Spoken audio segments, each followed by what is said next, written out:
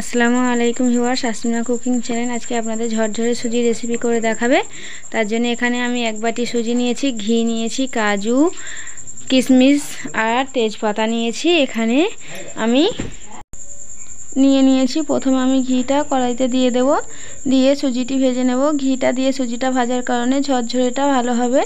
তারপর আমি কিছুটা পরিমাণ কাজু কিশমিশ ভেজে নেব ঘির উপরে, ভালো করে ভেজে নেব, হালকা লাল করে ভেজে নিয়ে তুলে নেওয়ার পর আমি ঘিটা ভাজবো। তো ভিডিওটি স্কিপ না করে পুরোপুরি দেখে যাবেন, তাহলেই বুঝতে পারবেন ঝরঝরে সুজির হালুয়া তৈরি করা কতটা সহজ এবং কতটা টেস্টি হয় এই হালুয়াটা। তো আমি এখানে একটি প্লেটে তুলে নিয়েছি, দেখতেই পাচ্ছেন বন্ধুরা।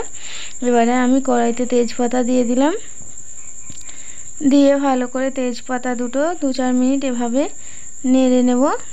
2 মিনিট নেড়ে নিলেই হবে, যাতে তেজপাতার ঘ্রাণটা ভালোভাবে এসে যায়। তো এবারে আমি সুজিটা দিয়ে ভালো করে ভাজতে থাকবো, হালকা লাল কালার করে ভেজে নেব সুজিটা। তো এবার আমি সুজিটা হালকা লাল করে ভেজে নেব। আমি এখানে একটু গোলা দুধ ব্যবহার করব সুজিটা রান্নার জন্য। আপনারা চাইলে দুধটা স্কিপ করে যেতে পারেন, অল্প অল্প জল দিয়ে রান্না করতে পারেন। তো আমি এখানে অল্প পরিমাণ চিনি অ্যাড করে দিলাম। আপনারা মিষ্টি স্বাদটা আপনাদের মতো করে দিয়ে নেবেন, নিয়ে এইভাবে লাড়তে থাকবো। তো দেখুন বন্ধুরা, সুজির কালারটা চেঞ্জ হয়ে যাচ্ছে, কত সুন্দর। এইভাবে নাড়ার ফলে লো আছে এগুলো করবেন, একদম হাই ফ্লেমে দিলে তাহলে সুজিগুলো পুড়ে যাবে, খেতে ভালো লাগবে না। পোড়া জিনিস যে কোনো জিনিসই খেতে ভালো লাগে না। এভাবে লাল লাল করে ভেজে নেওয়ার পর অল্প অল্প দুধ দিয়ে নাড়তে থাকবো। সুজিটা একসঙ্গে সব দুধ ঢেলে দেওয়া যাবে না, এভাবে অল্প অল্প দুধ দিয়ে নাড়তে থাকতে হবে।